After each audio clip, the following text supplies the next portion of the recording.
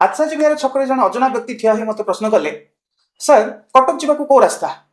ମୁଁ ଆଙ୍ଗୁଠିରେ ଦେଖେଇଦେଲି, ଏଇ ଯୋଉ ଓଭରବ୍ରିଜ ଦେଖାଯାଉଛି ଏଇଥିରେ ଚଢି ଯାଆନ୍ତୁ, ଏଇ ଓଭରବ୍ରିଜ ସିଧା ନେଇକି ଆପଣଙ୍କୁ ପହଞ୍ଚେଇଦବ କଟକରେ। ଯାତ୍ରୀ ଜଣକ ମୋତେ ଆଁ କରିକି ଅନେଇକି ପଚାରିଲେ, ସାର୍ କିନ୍ତୁ ମୋତେ ତ କଟକ ଦେଖାଯାଉନି।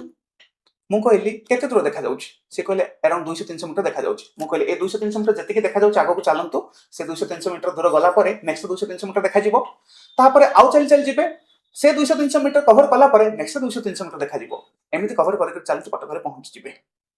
ତ ସାଇକୋଲୋଜିରେ ଏ ଫେନୋମେନାକୁ କୁହାଯାଏ ଫୁଲ ପାଥ ସିଣ୍ଡ୍ରୋମ, ଯେ କିଛି ଲୋକ ଗୋଲ ଦେଖା ନ ଗଲା ଯାଏଁ ଜର୍ଣ୍ଣି ଷ୍ଟାର୍ଟ କରନ୍ତିନି।